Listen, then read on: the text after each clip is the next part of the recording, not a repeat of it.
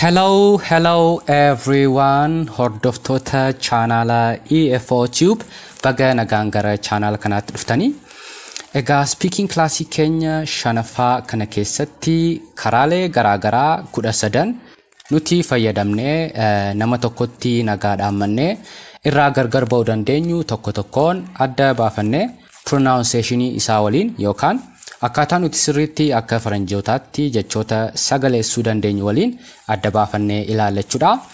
Egaa akkuma isinis yaadattan kilaasii keenya tokkoffaadhaa haga afuraffaatti karaalee garaagaraa 25 nuti fayyadamnee nama tokko nagaa gaafachuu dandeenyu adda baafannee pronunciationii isaanii waliin ilaallee turre. Egaa speaking classii keenya shanaffaa kana keessatti karaalee garaagaraa 13 nuti nama tokko nagaa itti dhaammannee irraa gargar ba'uu dandeenyu ilaallachuudha. Egaa faranjoonni akka keenyaatti jecha kana goodbye jedhanii haasaa isaanii keessatti fayyadamanii isaan maal jedhu goodbye jedhanii fayyadamu. Egaa namoonni Ingiliffa xiqqoo yaaltan kilaasiin shanaffaa kun salphaadha jettanii biraan darbina pronunciationii isaa fi akkaataa nuti sirriitti akka faranjootaatti pronounce gochuu dandeenyu waan wal barsiisaa deemnuuf haga xumura viidiyoo kanaatti na waliin ta'uu hin dagatinaa jechuudha. Amma directly gara speaking classii keenya shanaffaa kanaatti haa dabarru na waliin ta'a.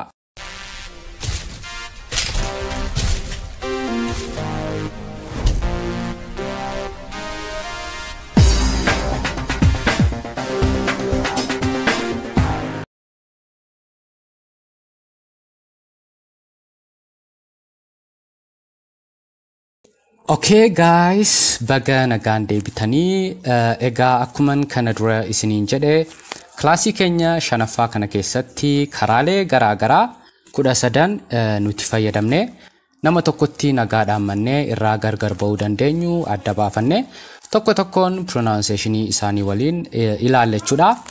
Egaa inni jalqabaa maalidha? Faranjoonni irra deebiidhaan kan fayyadaman goodbye meen waliin jedha. Goodbye baay'ee salphaadha.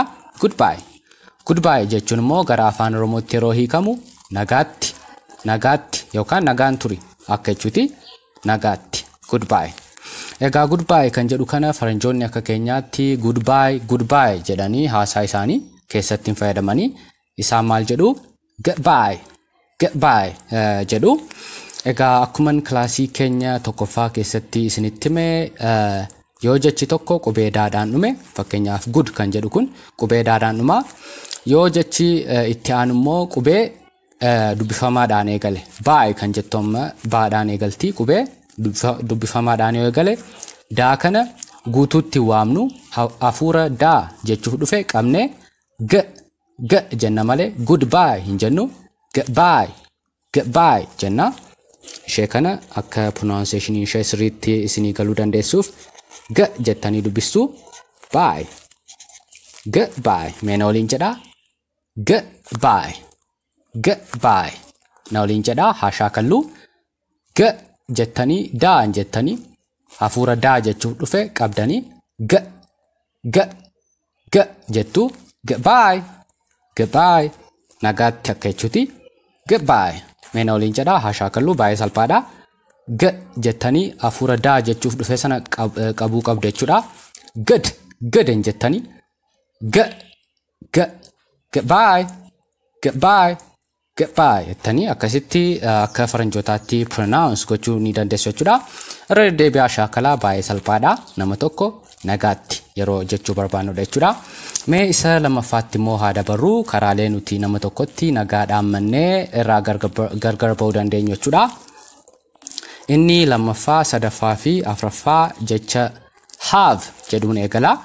Fakkeenyaaf have a good time yookaan bakka good jedhu kanatti jecha nice jedhu bakka buustanii fayyadamuu dandeessu. It doesn't matter yaada wal fakkaataa qaba. Have a good time jechuun yeroo gaarii qabaadhu jettanii nama tokkorraa yeroo gargar ba'uu barbaaddan have a good time jettanii nama sanarraa gargar baatu yeroo gaarii qabaadhu akka jechuutti hiikamachuudha afaan Oromootti. Have jettanii nice time jechuullee ni dandeessu. Goodii fi nice wal jijjiirtanii fayyadamuun rakkoon qabu bakka kanatti. Walumaa galatti good yeroo jennu wanti tokko dansaa ta'uusaa agarsiisa. Nice yeroo jennu immoo wanti tokko gaarii ta'uu agarsiisa. Hiikkaansaa gara afaan Oromootti almost wal fakkaataa waan ta'eef kana jijjiirtanii have a good time yookaan have a nice time yoo jettan rakkoo takkan qabu jechuudha. Yaanni isaa yeroo gaarii qabaadhu nama tokkoon jettanii yeroo gargar ba'uu barbaadanidha jechuudha. So yeroo gara pronunciation isaatti dhufnu ammoo faranjoonni have a good time hin jedhani. Akkuman kana dura isiniin jedhe yoo jechi tokko qubee daadhaan dhume jechitti aanu immoo qubee dubbifamaadhaan eegale daa sana qabnee g jenna.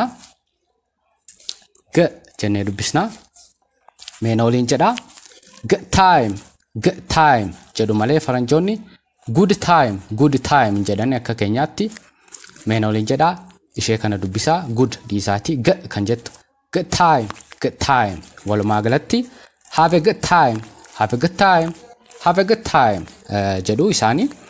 Have a kan jettu kanallee gargar baasanii have a hin jedhani have jedhu have jedhanii dafanii a kana irra darbu jedhanii have. Meena waliin jedha have a good day g na waliin jedha haa shaakallu.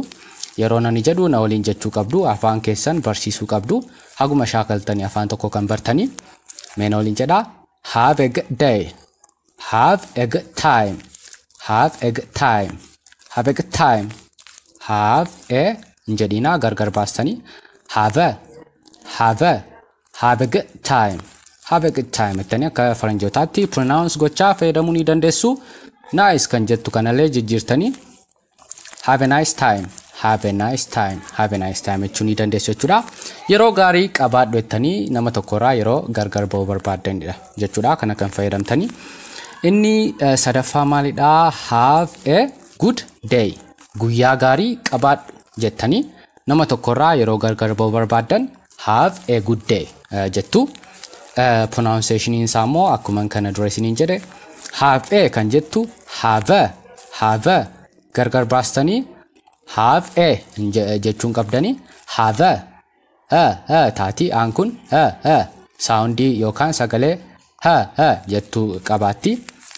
Have a good day isheen kunillee maal taati? Seera kanan dagatina daadhaan dhumtii jechitti aanu immoo qubee dubbifamaadhaan kan eegale jechuudha. Day kan jedhu guyyaa. Have a good day g have a good day. Mee kana na waliin jedha haa shaakallu have a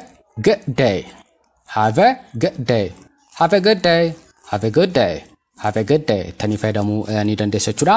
Guyyaa gaarii qabaadhu jettanii yeroo hiriyaa keessan tokko biraa gargar ba'uu barbaadan jechuudha.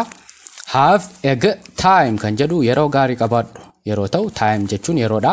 Day yeroo jennu immoo guyyaa jechuu waan ta'eef nama sanarraa guyyaa gaarii qabaadhu jennee yoo gargar ba'uu barbaanne have a good day jenne jechuudha. Ishee kana shaakalaarra deebi'aatii pronunciation isaa baay'ee salphaadha. Yoo irra deddeebitanii shaakaltan qabachuu ni dandeessu jedhee yaada. Inni sadaffaa fi baay'ee more informal ta'e garuu faranjoonni irra deddeebiidhaan fayyadaman maalidha? Have fun kan jettudha. Pronunciation isheellee baay'ee salphaadha. Egaa have a good time fi have a good day kan jedhu kun baay'ee formaalidha. Officially namoonni itti fayyadamu. Have fun kan jettu garuu xiqqoo informalidha. Hiriyoota baay'ee walitti siqnu wajjin fayyadamna. Fakkeenyaaf have fun kan jennu yeroo baay'ees hiriyoota keessan baay'atanii ta'an irraa gargar ba'uu yoo barbaadan hiriyoota keessan 2-3 ta'anii gargar ba'an keessumaa dhiira yoo ta'e have fun guys kan jedhu kana dhiirotaaf fayyadamna. Have fun guys jettanii hiriyaa keessan walitti qabamanii jiran biraa yoo deemuu barbaadan have fun guys jettanii biraa deemtu jechuudha.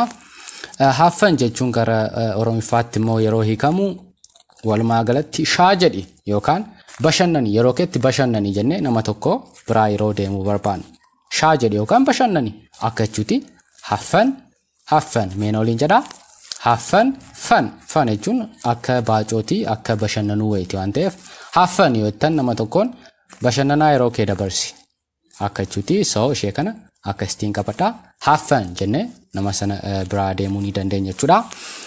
Egaa isa itti aanutti immoo haa dabarruu shanaffaa jaaffaa fi torbaffaan maaliin eegalaa si jecha jedhuun eegalaa si jechuun immoo waa tokko arguudha. See you later ishee kana egaa kana dura later jennee dubbisna kilaasii shanaffaa kana booda garuu later jennee dubbisuun doggoraa.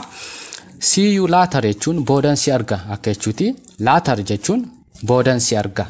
Later jechuun booda akka jechuuti. Booda wal agarreettanii hiriyaa keessan irraa yookaan nama beektan irraa gargar ba'uu yoo barbaaddan see you later jettu yookaan later akka jennu sana jechuudha. Garuu faranjoonni akka keenyaatti later jedhanii hin fayyadamanii. Isaan maal jedhu later jedhanii fayyadamu. Egaa seera pronunciation keessatti ni barannaa garuu qubeen taa yoo qubee dubbachiiftuu lama gidduu dhufte. Amma fakkeenyaaf taan kun a fi i gidduu dhufte taa kana gara daatti fudhanneeti kan dubbisnu. Seera pronunciation mataa isaa waan qabuuf ni barannaa. Garuu ammaaf taa kana daa godhaati gara daatti dubbisaati. Later irra deddeebi'aa shaakalaa bakka taa kana daabuusaati. Later jennee dubbisnaa. Egaa jecha kana waliin kan wal fakkaatu jecha tokkotu jira. Innis maalidha? Later kan nuti jennee pronounce goonee fayyadamnudha. Later kan jettu kun immoo karaa lama hiikama. Inni tokko later yeroo jennu qubee Ingiliffaa akka jechuuti. Qubeewwan Ingiliffaati. Inni lammaffaa later kan jennu immoo fakkeenyaaf xalayaa yeroo barreessinu later jedhama. Wal fakkaataadha karaa lama hiikama. Hiikaa ishee akkasitti qabachuu qabdu. Garuu yeroo gara pronunciation isheetti dhufnu ishee kana la jennee eegallaa. La jennee gara taalamaan kana gara daatti fudhannee dubbisnaa. Maaliif taalamaan kun dubbachiiftuu lama gidduu waan dhufteef jechuudha. Seera ishee akkasitti qabadhaa. Later jennee dubbisna ishee kana akka faranjootaatti yoo dubbachuu barbaanne meen oliin jedhaa. La jedhaatee eegalaati. Later garuu ishee kana le jettanii eegaltaniiti dhumni isaanii arriidha wal fakkaataadha. Ishee kana le jettanii eegaltu isa kana la jettanii eegaltu. Ishee kana later isa kana immoo la fi le jettanii akkasitti pronounce goote jechuudha. Later ishee jalaa kana meen oliin jedhaa le jedhaati. Later taa kana taa ishee kana maal goone gara daatti jijjiirree da jennee later kana immoo la jedhaati. Later akkasitti fayyadamaa jechuudha. Pronunciation kanallee gargar baafattanii beekuun barbaachisaadha. Yeroo faranjoonni jedhan akka jechoota lamaan kana adda baafattanii dhageessanii bartanii kana jechuu isaaniiti jettanii akka qabattaniif jechuudha. Mee al tokko waliin haa jennu la jedhaatee eegalaatii ishee kana later garaagarummaa isaa dhaggeeffadhaa. Later le jennee eegalla ishee kana isa kana immoo la jenne. Later daadaa goone jechuudha taasana. Later jettanii akkasitti garaagarummaa isaa pronunciation isaa qabachuu qabdu. Garuu asitti see you later yeroo jennu boodan si arga jennee nama tokko nagaadhaan mannee yeroo gargar ba'uu barbaannudha jechuudha. Meen oliin jedha see you later later jennee akkasitti pronounce goone jechuudha. Inni lammaffaa maalidha? See you soon jechuun immoo yeroo dhiyootti akka jechuuti. See you soon jettan hiriyaa keessaniin yeroo dhiyoottan si arga yookaan yeroo dhiyootti wal agarra jettanii nama sanarraa yeroo gargar ba'uu barbaadanidha jechuudha. See you soon meen oliin jedha. See you soon yeroo dhiyootti wal agarra yookaan yeroo dhiyootti si arga akka jechuuti. See you soon jettanii nama sanarraa gargar ba'uu ni dandeessu jechuudha. Inni itti aanu maalidha? See you hundi isaanii siidhaan eegalu. See you egaa faranjoonni yeroo baay'ee jecha you jedhu kun dhuma seentensii yookaan himarratti yoo dhufte gara yaatti fudhataniiti kan dubbisanii yaa jedhanii dubbisu. Siyaa meen waliin jedha. See you dhiisaati siyaa jedha. Wal agarra sin arga akka jechuuti. Yaada wal fakkaataa qaba. Garuu see you sooniin formaaliidha. Siyaa kan jennu garuu xiqqoo informaaliidha. Kanaaf yoo formaal gochuu barbaadan see you soon yeroo dhiyoottan si arga. Siyaa jechuunis walumaa gara akka jechuuti yaadni isaa. So nama tokkorraa siyaa jettanii yoo gargar baatan nagaa keessan dhaammattanii akka gargar ba'uuti jechuudha. Egaa see you later, see you soon, see you jettanii bye jettanillee itti fuftanii dubbachuu ni dandeessu. Ishee kanallee akkasitti qabadhaa. Booda wal agarra yookaan gara fuula duraatti wal agarra jettanii bye jechuu ni dandeessu jechuudha. So meen waliin jedha al tokko sadan isaanii. See you later, see you later, see you later. See you soon, see you soon, see you soon. See you yookaan see ya. See you later jechuun booda si argaadha. See you soon jechuun dhiyootti si arga akka jechuuti. See you soon jechuun dhiyoo akka jechuuti. So dhiyoottan si arga jechuu barbaanne see you soon jenna. See you yeroo jennu immoo yookaan see ya yeroo jennu immoo yaaduma wal fakkaataa qaba garuu wal agarra akka jechuuti jechuudha.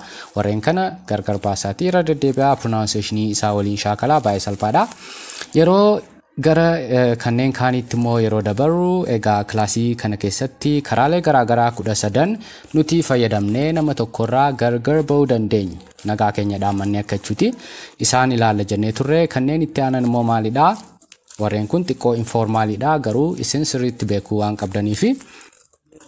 Ni tokko bye jedha. Nagaatti akka jechuuti. Goodbye kan jedhu wajjin wal qabataa. Goodbye kan jedhu waliin wal qabataa. Garaagarummaa mataa isaanii ni qabu wal fakkaatanis jechuudha. Yeroo bye jennu nama sana dhiyootti akka agarru ni beekna. Bye yeroo jennee nama tokkorraa gargar baanu nagaa dhaammachuudha. Garuu nama sana dhiyootti boris ta'uu danda'a, borooles, torbee tokko boodas, torbee lama boodas nama sana arguu akka dandeenyu waan beeknuuf bye jenna. Yoommoo nama sana waggaa lama waggaa sadii booda kan agarru ta'ee ammaasis nama sana baruma jireenya keenyaayyuu hin agarru jennee yoo yaanne goodbye kan jedhu kana fayyadamna. Goodbye kan jedhu fayyadamna jechuudha. Garaagarummaa isaanii walumaa galatti maalidha? Bye kan fayyadamnu fakkeenyaaf hiriyoota keenya baay'ee nutti siqoo ta'anii fi sa'a booda agarru sa'a ganamaa irratti bye yoo jenne nama sana ni agarra jechuudha. Dhiyootti ni agarra. Bye kan jedhu kana garuu nama sana arguu dhiisuus ni dandeenya. Yeroo dheeraa booda arguu ni dandeenya. Nama sana bara jireenya keenyaayyuu arguu dhiisuus ni dandeenya. Bye kan jedhu kana yoo fayyadamne jechuudha. So garaagarummaa isaa akkasitti fudhadhaa jechuudha. Bye kan jedhu kana nama agarruu fi nama arguu dhiisuu dandeenyuuf.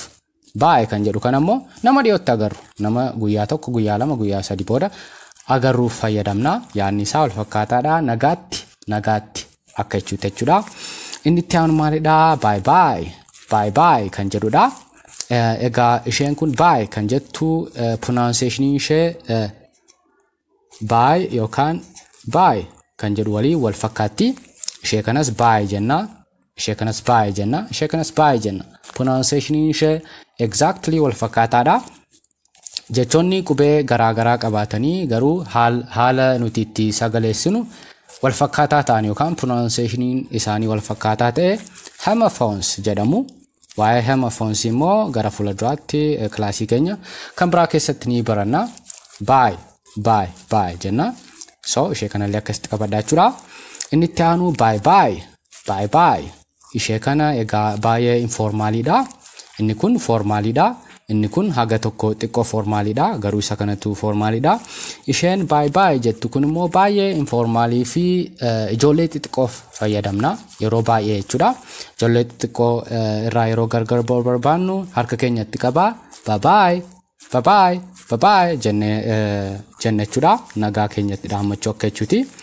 Yeroo faranjoonni pronounce godhan immoo ishee kana hiwaamanii maal jedhu ba jedhanii gara isa itti aanutti dafanii darbu. Bye bye bye bye bye bye meena waliin jedha. Bye bye bye bye harka itti qabanii akka jechuuti. Harka fayyadamuun bakka kanatti ni jira. Bye bye yeroo jennu jechuudha. Ishee kana namoonni guguddaas ni fayyadamu. Garuu kan fayyadaman nama baay'ee isaanitti siqu yookaan nama baay'ee nutti siqu ta'uu danda'a. Hiriyaa keenya ta'uu qaba namni suni. Fakkeenyaaf nama guddaa fi nama nuti kana dura hin agarre bye bye jechuurra bye jechuutti irra baay'ee filatamaadha. Bye bye kan jennu ijoollee xiqqoo fi nama baay'ee nutti siqu. Hiriyoota keenya baay'ee nutti siqan akkuma taphaatti nagaatti yoo jechuu barbaanne bye bye bye bye jenne jechuudha. Garaagarummaa goodbye bye fi bye bye jedhan akkasitti qabachuu qabdu jechuudha. Inni itti aanu bye for now bye for now bye for now ammaaf jedhi nagaatti akka jechuuti. Bye for now jechuun ammaaf jedhi nagaatti. Egaa faranjoonni yeroo baay'ee akkuma kana dura isiniin jedhe for kan jedhu keessatti arrii kana yookaan raa kana waamanii bye for now jedhu ammaaf nagaatti akka jechuuti. Nama sana gara fuulduraatti akka ni agarra jechuuti. Bye for now jechuun ammaaf jedhe yoo jenne nama sana gara fuulduraatti waan agarruuf jechuudha. Akkasitti kan ibsaa jirru. So warreen kana sadan garaagarummaa isaanii waliin akkasittiin haasaa keenya keessatti fayyadamuu qabna. Namas karaa akkasiitiin nagaa keenyatti dhaammannee nama sanarraa gargar ba'uu ni dandeenya jechuudha. Mee kanneen itti aanan itti mo'aa dabarru. Inni itti aanu maal jedha? Good night jedha. Egaa akkuma kilaasii keenya jalqabaa keessatti isinitti mee good night fi good evening garaagarummaa guddaa qabu. Fakkeenyaaf good evening meena waliin jedha.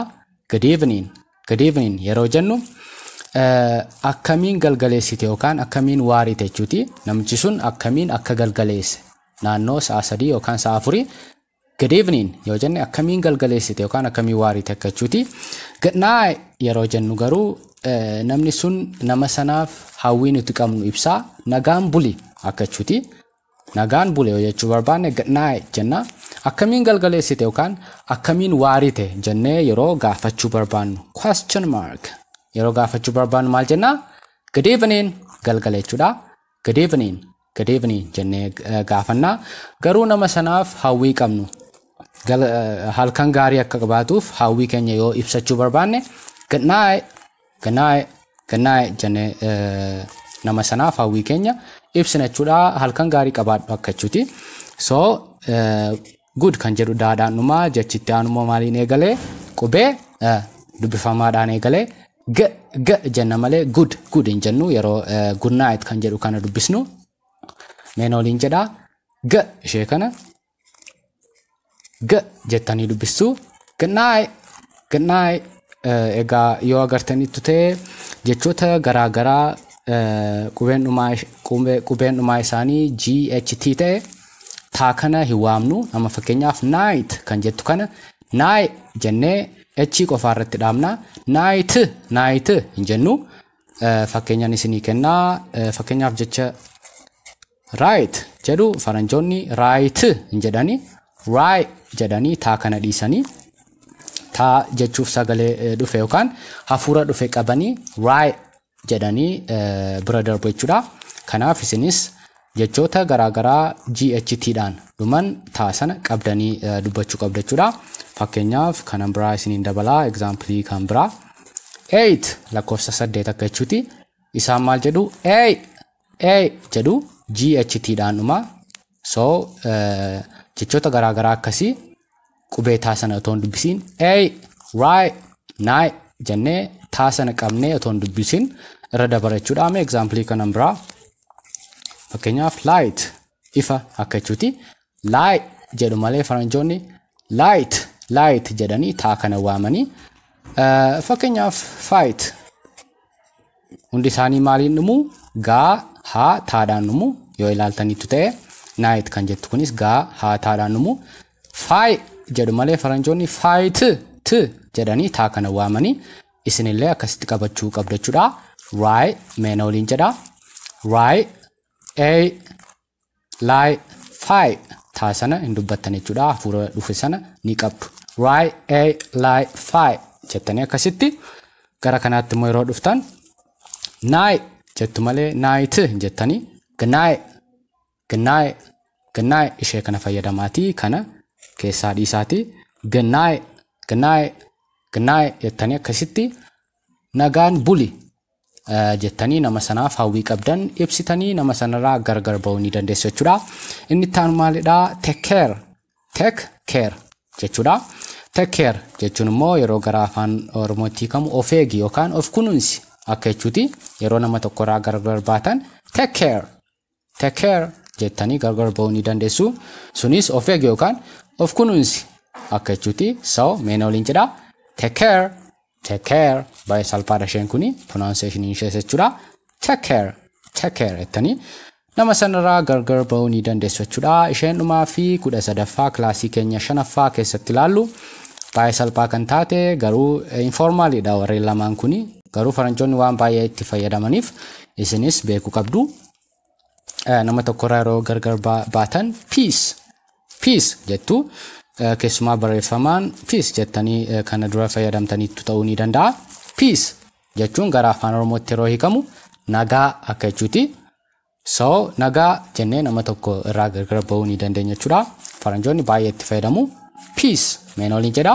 Peace nagaa jechuudha gara afaan Oromootti yeroo hiikamu jechuudha. Peace good night take care peace egaa kanneen irra deddeebi'aa fayyadamaa baay'ee salphaadha. Yoo irra deddeebitanii shaakaltan pronunciationiin isaallee isinii dhufaa baraa deemtu jechuudha. Hin sodaatina. Afaan haguma shaakalleedha kan barru malee yoo kilaasii barnootaa kana barannee callifnee teenya ta'e haguma baruu qabnu waan hin barreef irra deddeebi'aatii pronunciationii isaa waliin shaakalaa. Kan isiniin hin galle immoo gaafadhaa koomenti jalatti na barreessaa jechuudha. Egaa hordoftoota chaanaala EFO Tube kilaasii keenya speakingii 5ffaa karaalee garaagaraa 13 nuti fayyadamnee nama tokkotti nagaadhaan mannee irraa gargar ba'uu dandeenyu ilaaluudhaan kanumaan goolabne jechuudha. Speaking classii keenya itti aanan keessatti himootaa fi wantoota baay'ee barbaachisoo ta'an Ingiliffa sirriitti dubbachuudhaaf kan isin gargaaran isiniif qabadheen dhiyaadha jechuudha. Haga kilaasii keenya 6ffaattis barnoota kilaasii kana keessatti yookaan kilaasii 5ffaa kana keessatti barattan irra deddeebi'aa shaakalaa kan isiniin galle gaafadhaa. Shaakalaa afaan haguma shaakaleedha kan barru jechuudha. Haga barnoota keenya kilaasii 6ffaatti yeroo gaarii akka qabaatanan isiniif hawwaa. Take care. Broken and battered, open and shattered. Since you've been gone, I feel like nothing matters. Pull out my camera, I'm looking at you. I should've known I was lucky to have you. Too inconsistent, too much is missing. You told me that you were sick of the distance. You started bitching, I wouldn't listen. Now that you're gone, I just keep reminiscing. I'm rolling with models, I swear to the baddest. We start with hello, then end up on my mattress. But they only want me because of my status. My money and fame is the thing that attracts them. I know it. Don't think I don't notice. But my only motive is my heart is broken. I don't think I'm coping with all these emotions. Just look how I wrote this.